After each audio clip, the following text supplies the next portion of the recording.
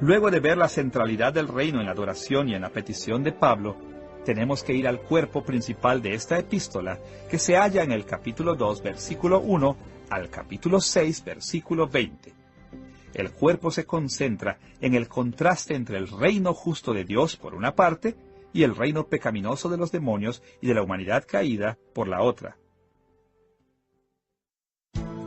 Hay muchas formas de bosquejar el cuerpo principal de la epístola de Pablo a los Efesios, pero en concordancia con nuestro enfoque de esta lección, nuestro bosquejo enfatizará cómo los temas del cuerpo principal se relacionan con el tópico del reino de Dios. Dividiremos el cuerpo en 3 secciones principales. Primero, la enseñanza de Pablo sobre la ciudadanía en el reino, en el capítulo 2, versículos 1 al 22. Segundo, su explicación de la administración del reino, en el capítulo 3, versículos 1 al 21. Y tercero, un código de vida dentro del reino de Dios que hallamos desde el capítulo 4, versículo 1 al capítulo 6, versículo 20. Observaremos con mayor detalle cada una de estas secciones. Comencemos entonces observando la ciudadanía en el reino de la luz, en el capítulo 2, versículos 1 al 22.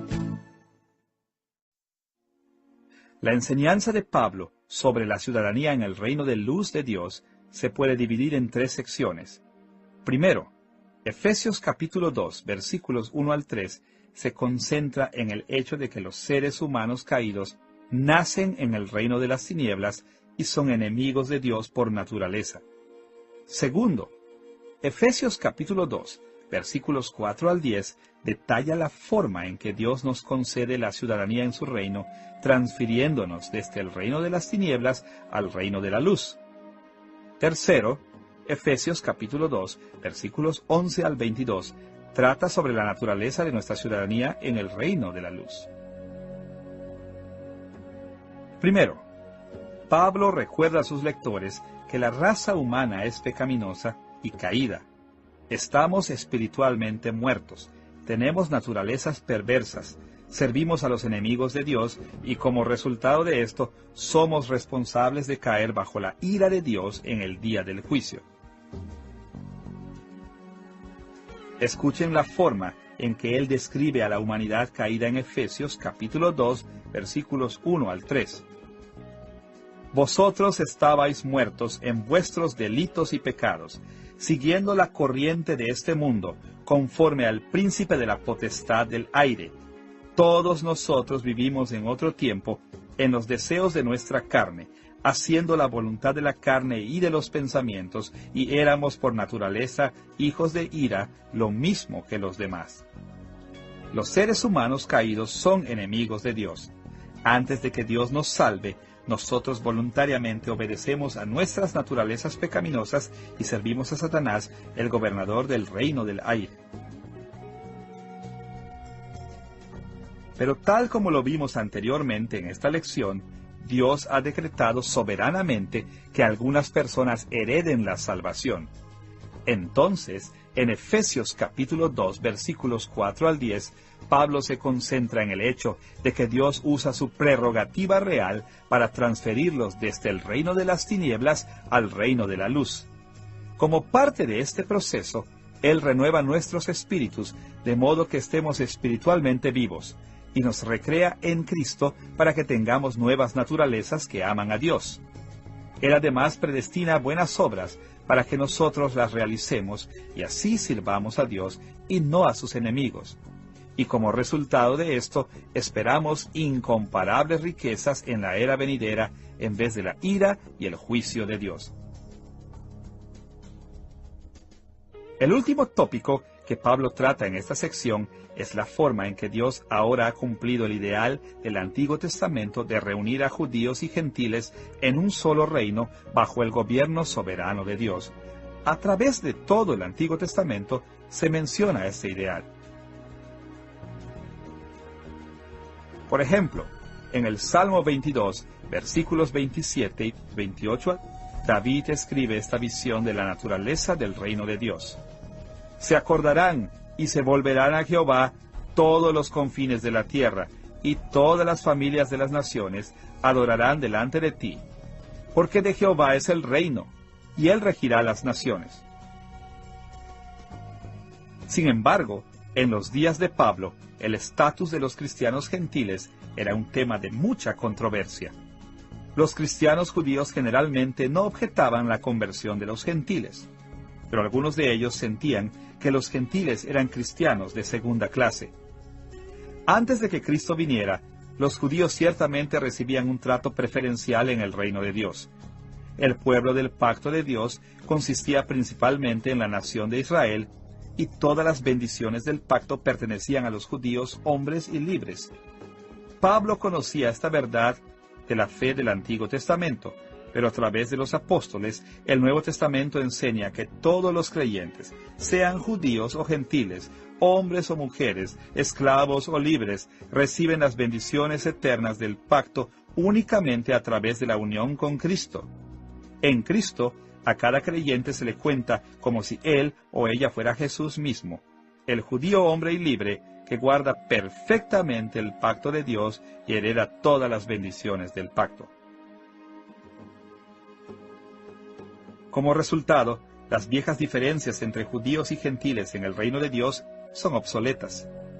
Porque cada uno obtiene la salvación de la misma forma, el nuevo estándar consiste en un estatus y un tratamiento semejante para cada ciudadano, independientemente de su origen étnico.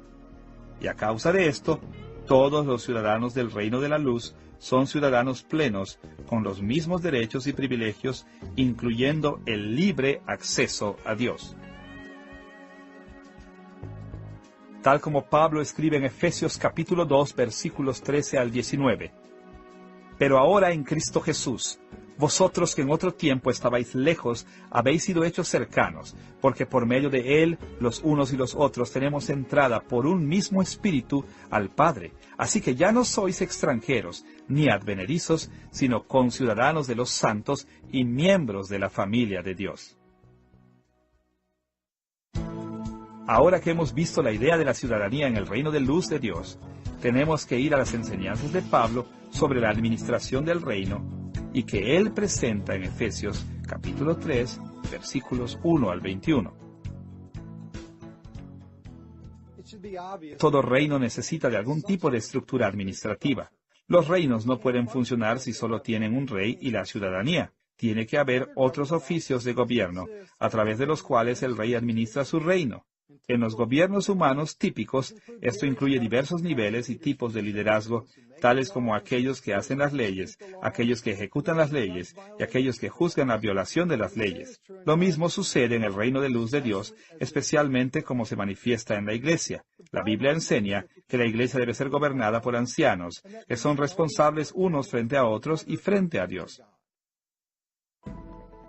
En los días de Pablo, los falsos maestros estaban desafiando la estructura de autoridad de la iglesia.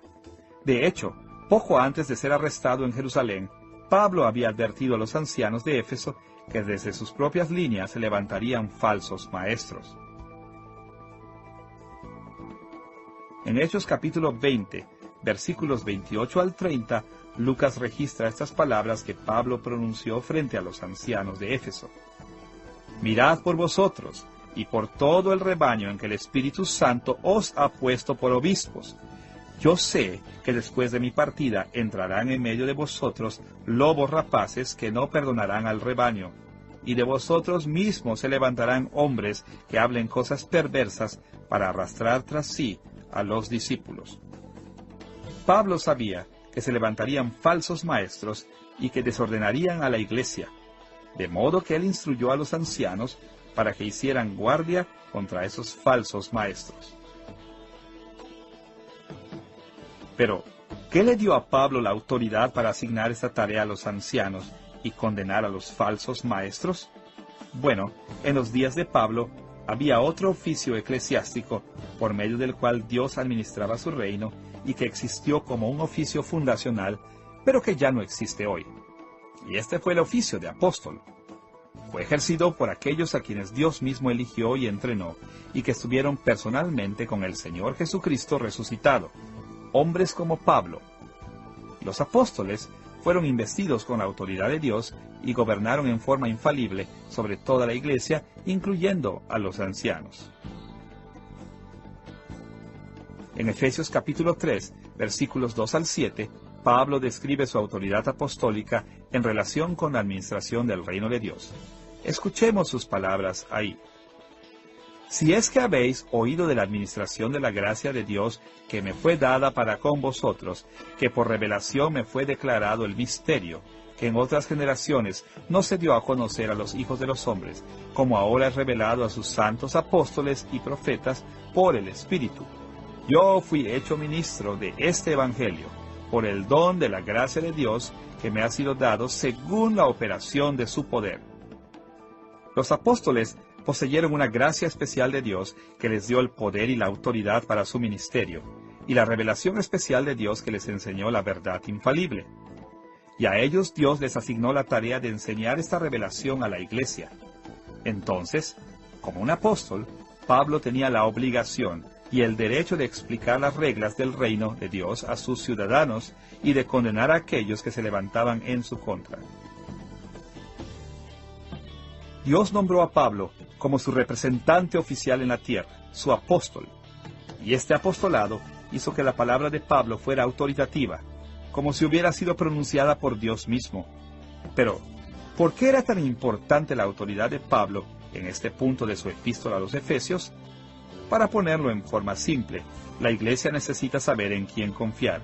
Si hemos de agradar a Dios, tenemos que estar informados, tenemos que saber lo que Dios requiere de nosotros.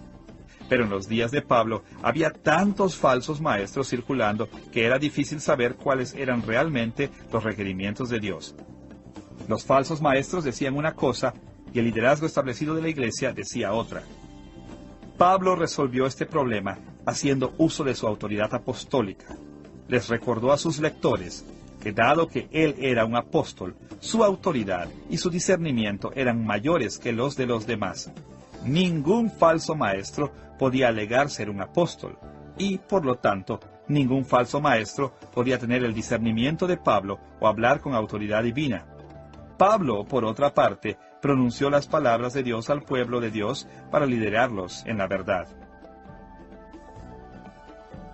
Muy sabiamente, la enseñanza de Pablo sobre la administración del reino no terminó con su afirmación de autoridad, sino con una oración que hallamos en Efesios capítulo 3, versículos 14 al 21.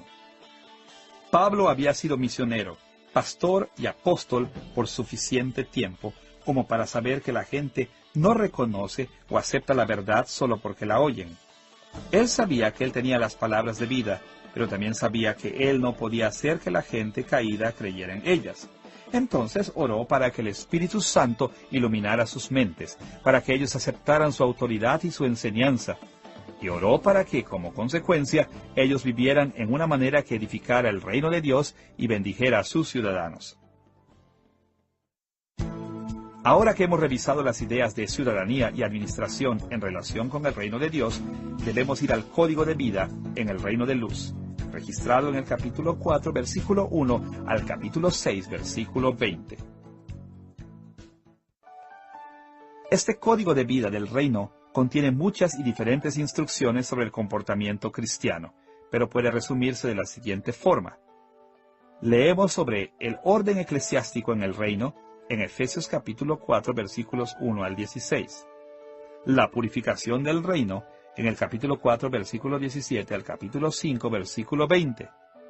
El orden doméstico en el reino, en el capítulo 5, versículo 21 al capítulo 6, versículo 9.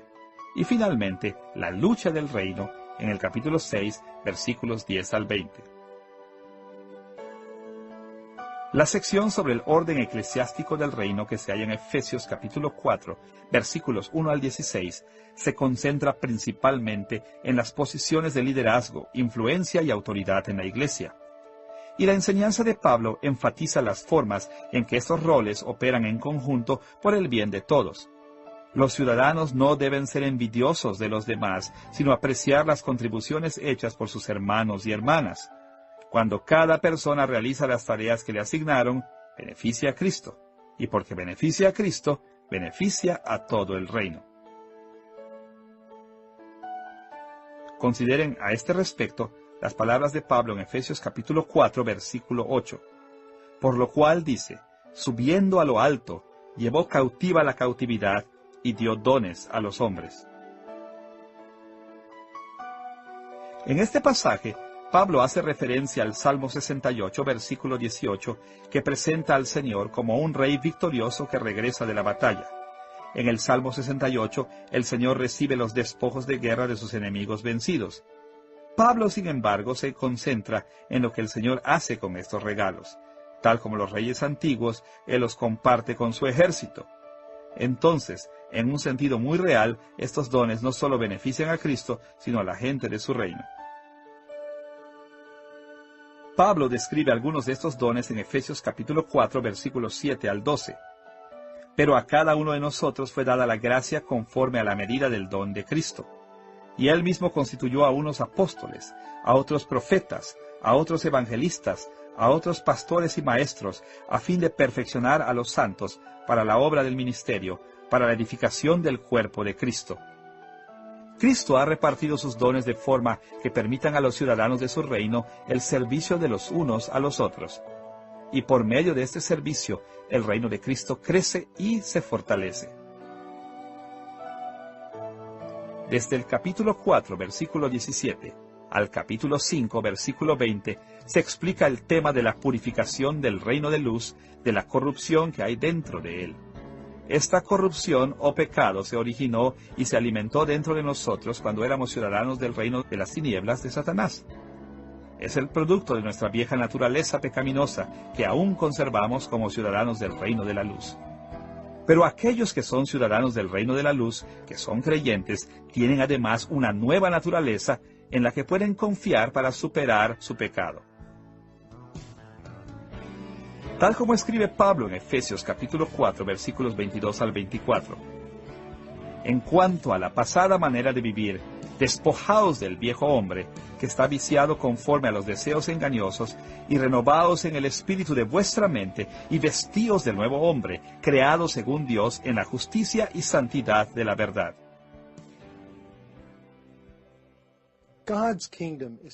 El reino de Dios debe ser lo más moralmente puro posible. Tiene que reflejar el carácter de su rey, y esto en beneficio de todo el reino. Después de todo, Dios bendice y recompensa la pureza moral. Entonces, evitando el pecado y realizando buenas obras, los ciudadanos incrementan la santidad del reino y aseguran su herencia en él. El tema del orden doméstico en el reino de luz es tratado en Efesios capítulo 5, versículo 21, al capítulo 6, versículo 9. Esta sección habla de mantener las estructuras de poder apropiadas que existen en nuestros hogares y de la forma en que cada parte dentro de las relaciones de autoridad debe relacionarse con los demás. En muchas maneras, esta sección es similar a la enseñanza de Pablo sobre el orden eclesiástico que hallamos en Efesios capítulo 4, versículos 1 al 16. En esa sección, Pablo enseña que todos deben honrar y respetar a quienes sustentan posiciones de liderazgo, influencia y autoridad en la iglesia, y enseña que aquellos que están en una posición de liderazgo trabajan por el beneficio de todos. En esta sección sobre el orden doméstico, Pablo afirma las estructuras de autoridad entre esposos y esposas, padres e hijos, y amos y esclavos, y enseña a cada parte de estas relaciones a funcionar en formas que honren y beneficien a todas las partes. Y nuevamente, la razón es que estas estructuras optimizan la vida en el reino de Dios. Finalmente, en el capítulo 6, versículos 10 al 20, Pablo habla de la guerra entre el reino de la luz y el reino de las tinieblas. Aquí Pablo habla del hecho de que en el reino de la luz todos son llamados a servir en el ejército de Dios y a pelear la guerra espiritual contra el reino de las tinieblas. Pablo resume esta sección final del cuerpo de la carta en Efesios capítulo 6, versículos 11 y 12, donde escribe estas palabras: Vestíos de toda la armadura de Dios, para que podáis estar firmes contra las acechanzas del diablo, porque no tenemos lucha contra sangre y carne, sino contra principados, contra potestades, contra los gobernadores de las tinieblas de este siglo, contra huestes espirituales de maldad en las regiones celestes. El diablo y su reino pelean contra la iglesia y el reino de la luz, y nuestro reino divino exige nuestra lealtad en esta batalla. Para asegurarnos de que podremos permanecer firmes contra nuestros enemigos, Él nos viste con su armadura y nos arma con su palabra. La última sección de la epístola de Pablo a los Efesios es la conclusión y se encuentra en Efesios capítulo 6, versículos 21 al 24. En este breve pasaje, Pablo ofrece una oración de bendición e indica que Tíquico había de entregar esta carta. Ahora que hemos investigado el trasfondo de la epístola de Pablo a los Efesios y hemos explorado su estructura y contenido, estamos listos para referirnos a la aplicación contemporánea de la enseñanza de Pablo dirigida originalmente a los Efesios. Nuestra aplicación de la carta de Pablo a los Efesios se dividirá en tres partes, moviéndonos de los aspectos más concisos a los aspectos más amplios del reino de Dios. Primero, hablaremos acerca de honrar al rey. Segundo, discutiremos la edificación del reino. Y tercero, nos referiremos al tópico de conquistar el cosmos. Comencemos con el tema de honrar al rey.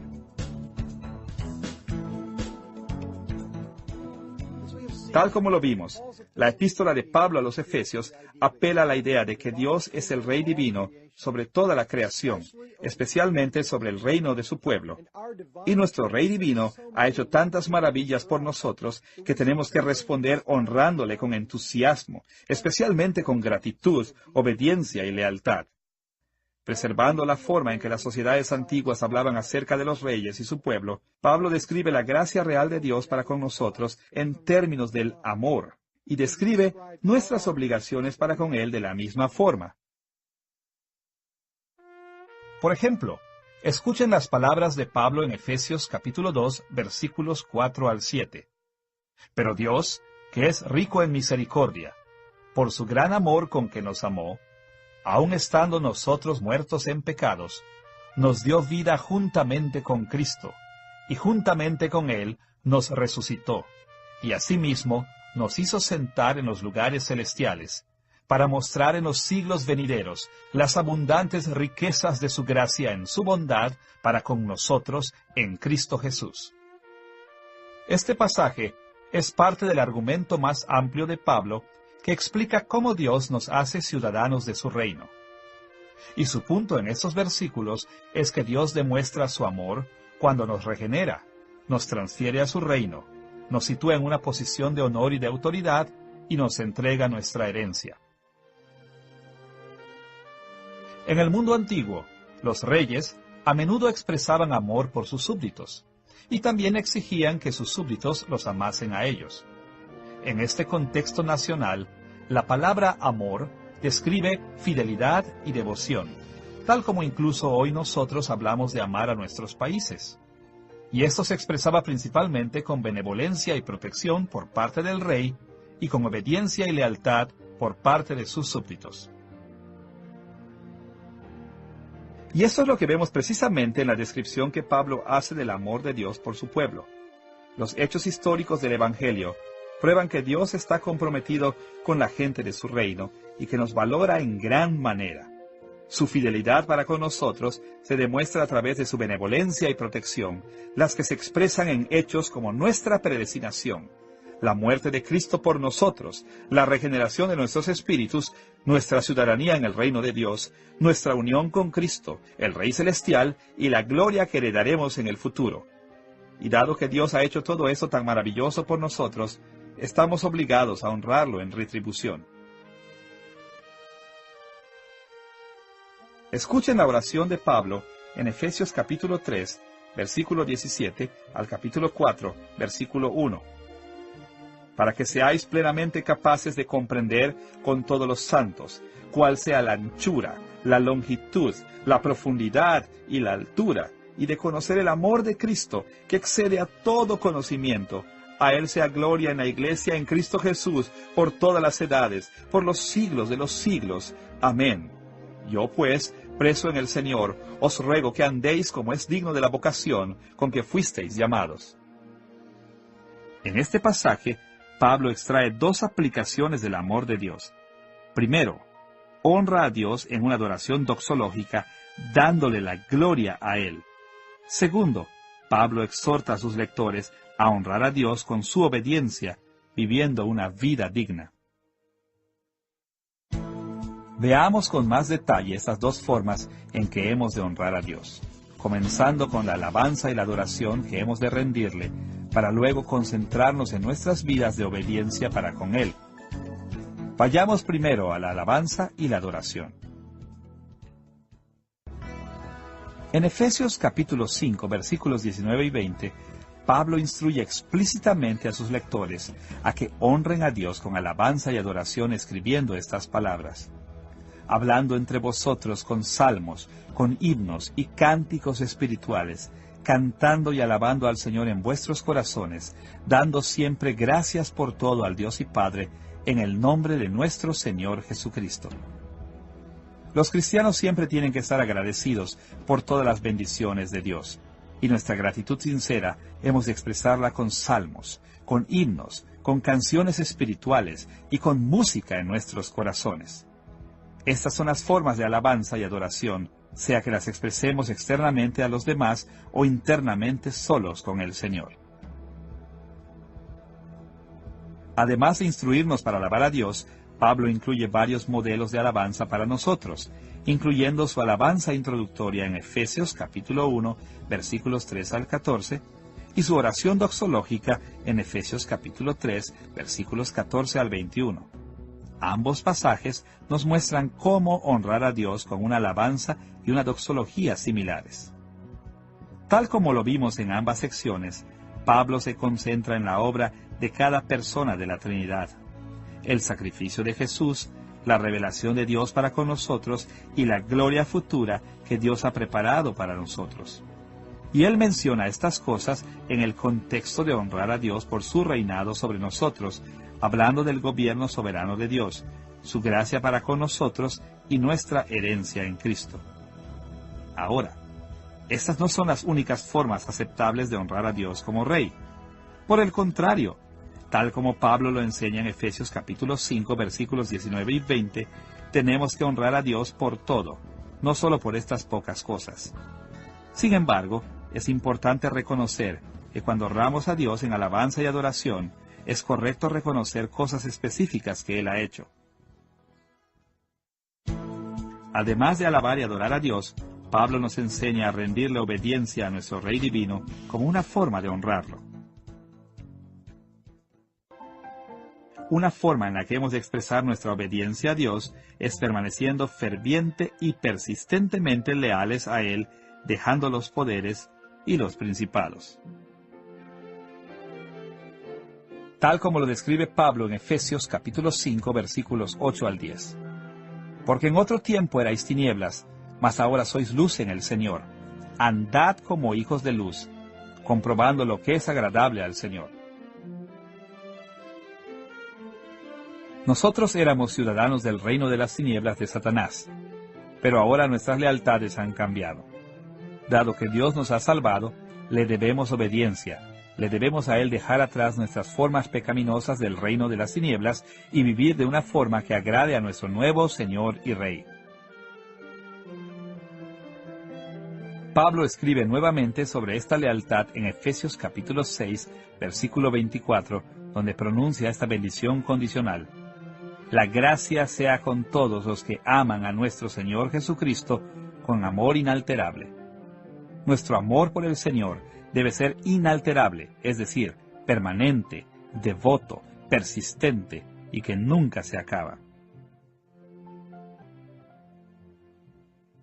Dios quiere y exige nuestra completa dedicación y devoción. No funcionará simplemente agregarlo a un panteón de dioses que adoramos. Él insiste en nuestra lealtad exclusiva. Y no solo quiere nuestra lealtad pasiva, como si nos volviéramos de los falsos dioses, para entonces simplemente descansar en las bendiciones de su reino. Él quiere que obedezcamos todos sus mandamientos, no solo dejando los otros dioses, sino realizando activamente las muchas buenas obras que Él ha preparado para nosotros.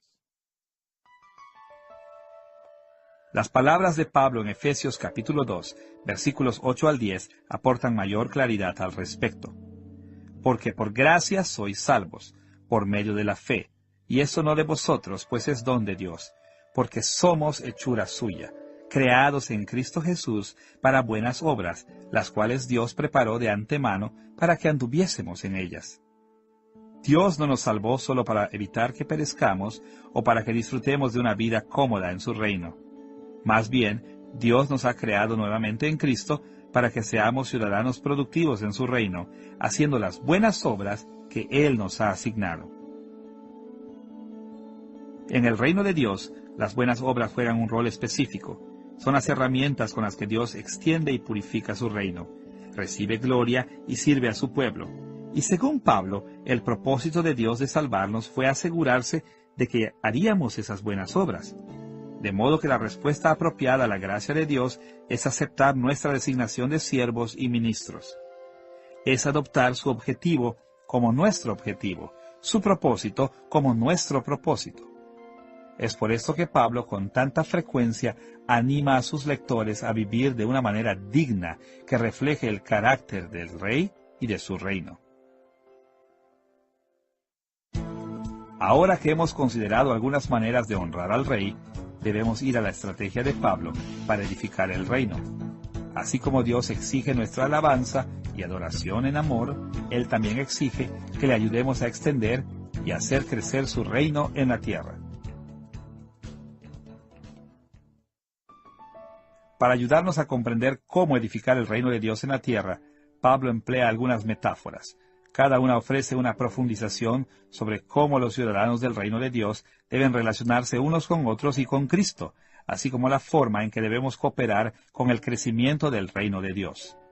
Mencionaremos dos de estas metáforas, comenzando con la forma en que Pablo compara el reino con el templo de Dios. Escuchen las palabras de Pablo a los cristianos gentiles en Efesios capítulo 2, versículos 19 al 22. Sois miembros de la familia de Dios, edificados sobre el fundamento de los apóstoles y profetas, siendo la principal piedra del ángulo Jesucristo mismo, en quien todo el edificio, bien coordinado, va creciendo para ser un templo santo en el Señor, en quien vosotros también sois juntamente edificados para morada de Dios en el Espíritu. Pablo enseña que los cristianos gentiles eran ciudadanos legítimos del reino de Dios, con el mismo estatus que los ciudadanos cristianos judíos. Y para enfatizar este hecho, describe el reino de Dios como un edificio en el que cada cristiano es una piedra en su estructura. En esta metáfora, Cristo tiene la posición de preeminencia, siendo la piedra fundacional de la construcción, sobre la cual descansan todas las demás piedras, en quien todo el edificio se une. Los apóstoles y los profetas tuvieron posiciones de gran autoridad debajo de Cristo, siendo llamados especialmente sus representantes. Todos los demás cristianos somos piedras en la estructura sin distinción entre nosotros.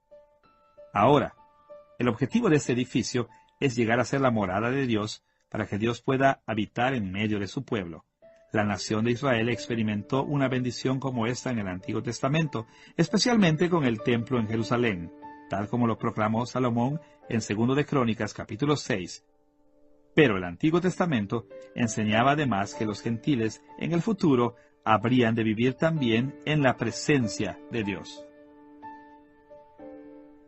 Escuchen, por ejemplo, las palabras de Dios en Isaías capítulo 66, versículos 19 y 20. Publicarán mi gloria entre las naciones y traerán a todos vuestros hermanos de entre todas las naciones, a mi santo monte de Jerusalén, al modo que los hijos de Israel traen la ofrenda en utensilios limpios a la casa de Jehová. En este pasaje, Dios enseña que cuando Él restaure el reino de Israel, lo que comenzó a hacer en el Nuevo Testamento a través de Jesús, los israelitas volverán al templo en Jerusalén para adorar a Dios. Y sorprendentemente, los gentiles vendrán con ellos, de hecho, trayendo a los israelitas a Dios como una ofrenda santa de las naciones. De manera que, cuando Pablo enseñaba que tanto judíos como gentiles vivirían en la presencia de Dios como su templo, estaba diciendo que el reino de Dios se estaba moviendo hacia su meta final. Esto significa que las bendiciones del reino de Dios se estaban extendiendo a todas las razas. Pero, ¿Por qué Pablo usa esta metáfora en particular? La usa muy apropiadamente para promover la reconciliación racial entre los judíos y los gentiles en la iglesia.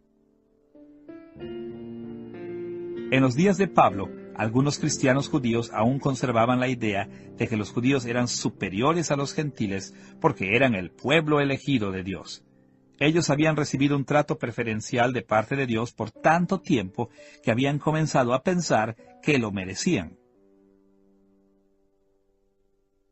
Pero lo cierto es que toda la humanidad, tanto judíos como gentiles, están perdidos sin Cristo. Ninguno de nosotros merece la más mínima bendición. Afortunadamente, y porque estamos unidos a Él, Dios nos considera merecedores de sus bendiciones también. Como resultado, a causa de Cristo, el pueblo judío ya no tiene un estatus especial para Dios. De modo que, a medida que construimos el reino de Dios hoy, tenemos que concentrarnos en la figura principal de honrar a Dios y vivir en su presencia, y de luchar para engrandecer la gloria de Cristo, en vez de la nuestra. Y debemos ser humildes unos con otros, reconociendo que ningún creyente es más merecedor de las bendiciones que el otro.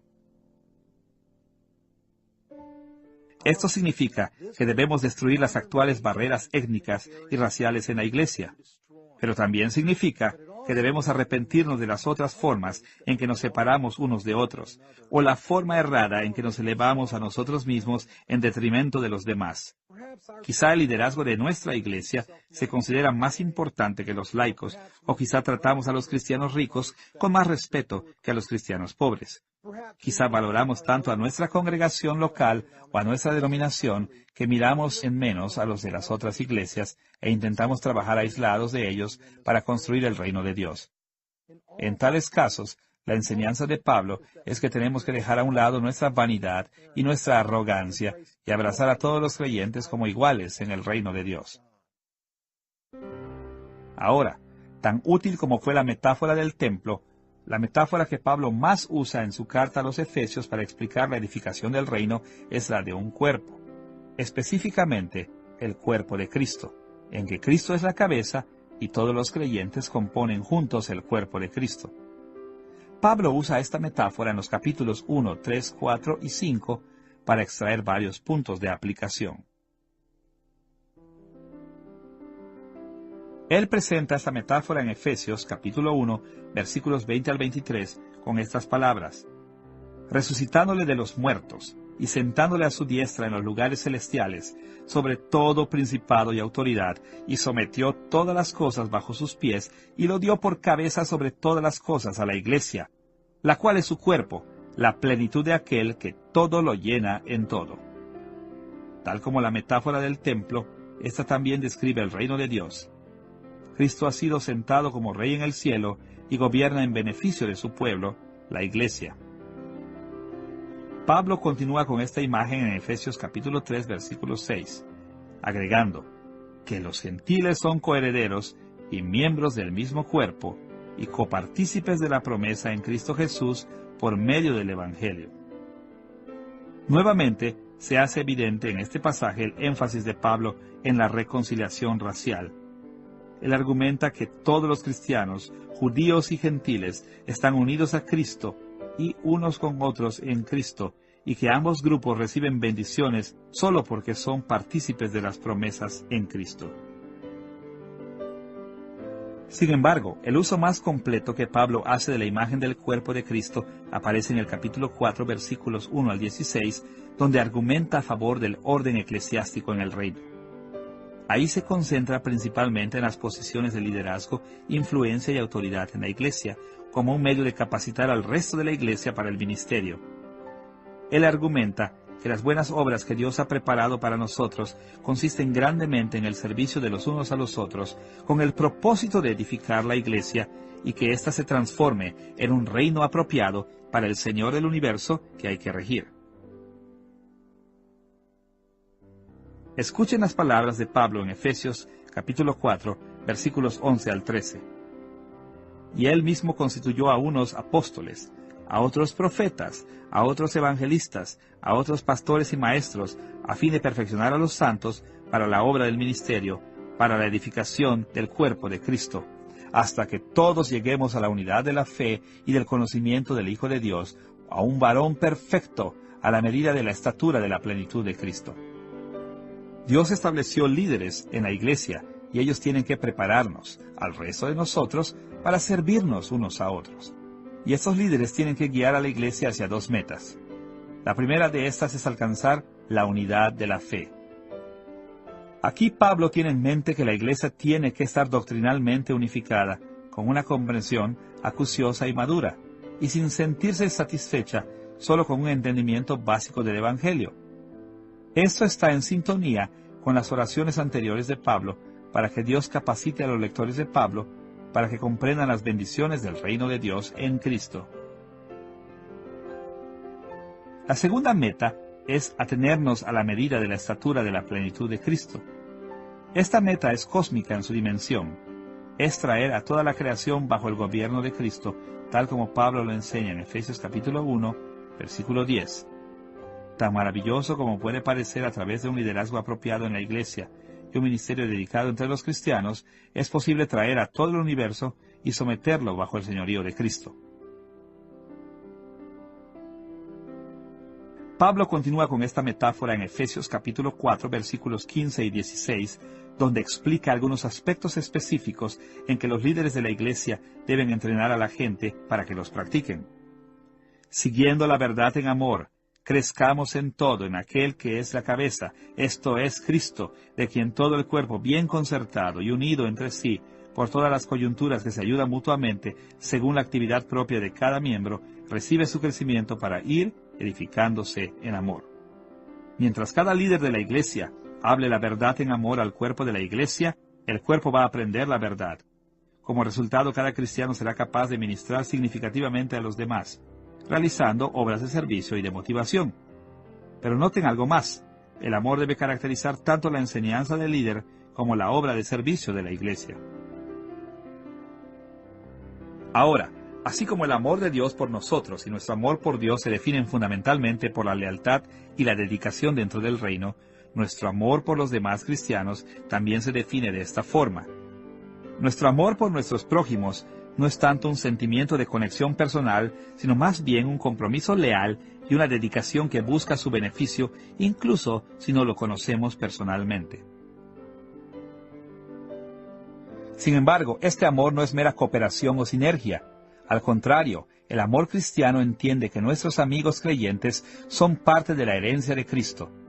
Cristo quiso morir para hacerlos suyos y Él recibe la gloria y el honor porque pertenecen a Él. Esto también debería inspirarnos a valorarlos mucho más y aumentar nuestros esfuerzos por servirles. Ahora que hemos explorado los aspectos de honrar al Rey y edificar el reino, debemos ir a nuestro último tema: la conquista del cosmos. Jesús ya es el Rey de la Iglesia, pero viene el día cuando Él vencerá a todos sus enemigos y gobernará sobre todo el universo. Tal como lo vimos, el reino de Dios a menudo coexiste o está traslapado con la era presente de pecado y de muerte. Durante este tiempo, las fuerzas de Dios, incluyendo su iglesia, luchan contra el reino de los demonios y la humanidad caída. Pero Jesús finalmente volverá, y cuando lo haga llevará a efecto el juicio final en contra de sus enemigos, aniquilando para siempre su habilidad de resistírsele. La victoria futura sobre los poderes de las tinieblas es segura, pero hasta que ese día llegue, estamos obligados a perseverar y luchar contra ellos.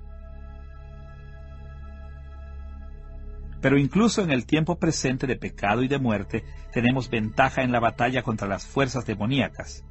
Tal como lo vimos, nuestro Rey ya está sentado con poder y autoridad por sobre ellos, y nosotros estamos sentados con Él. Dios ya nos ha rescatado de su dominio perverso, y nos ha restaurado a un estado de bendición en su reino.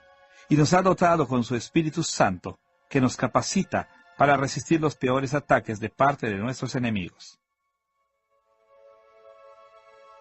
Consideren las palabras de Pablo en Efesios capítulo 6, versículos 13 y 16. Por tanto, tomad toda la armadura de Dios, para que podáis resistir en el día malo, y habiendo acabado todo, estar firmes. Tomad el escudo de la fe, con que podáis apagar todos los dardos de fuego del maligno. A través de su gracia y su Espíritu, Dios nos provee del poder para perseverar frente a las huestes del demonio. Y no solo esto, sino que las muchas bendiciones que la Iglesia recibe son una prueba para los demonios de que su derrota está asegurada. De hecho, Pablo va más lejos y declara que la sola existencia de la Iglesia da testimonio del destino fatal de todos los enemigos de Dios. Escuchen las palabras de Pablo en Efesios capítulo 3, versículos 8 al 11.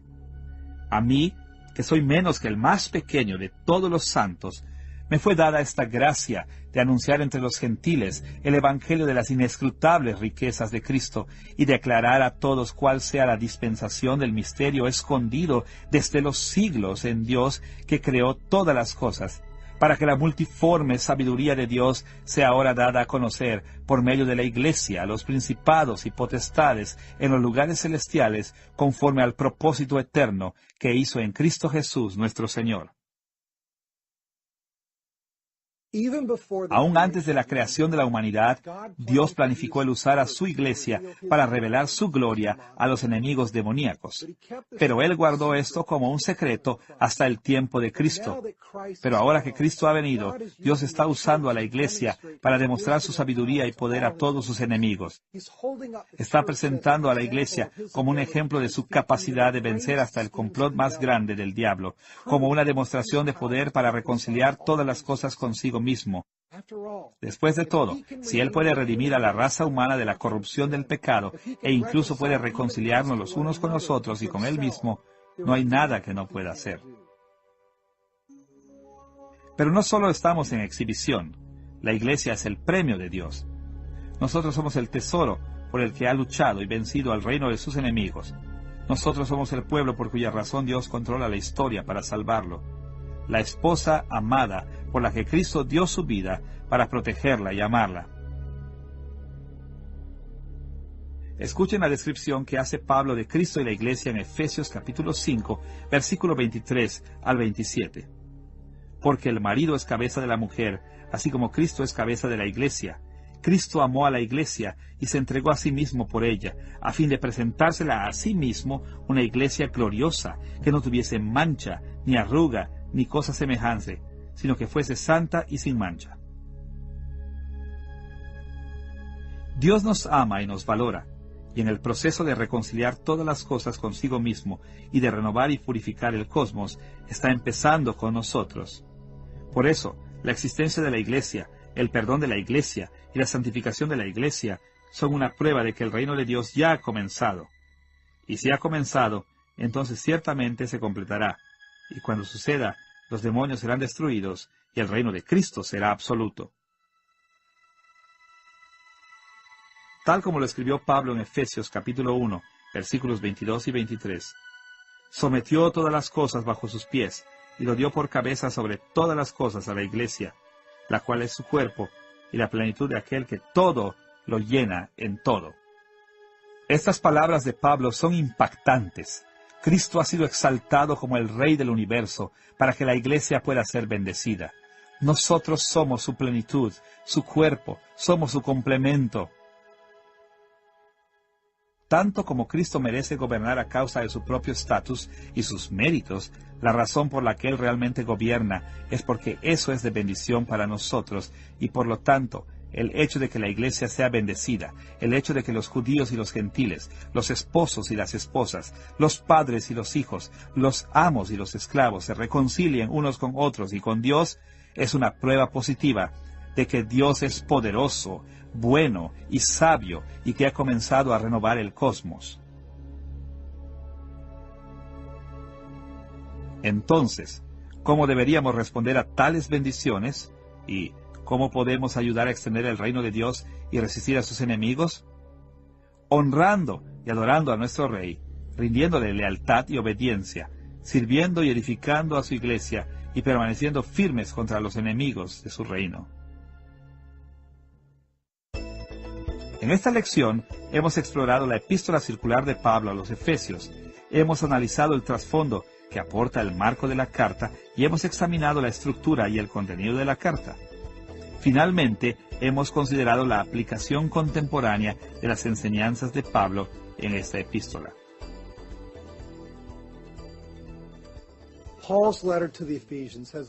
La carta de Pablo a los Efesios tiene una lección muy importante que enseñarnos hoy. Nos enseña que la salvación no solo se trata de individuos que han sido redimidos de sus pecados, sino que se trata de edificar, mantener y hacer crecer el reino de Dios. Estaremos mejor preparados para resistir a sus enemigos, vivir en formas que agraden a Dios y obtener sus bendiciones para nosotros y para nuestros amigos creyentes.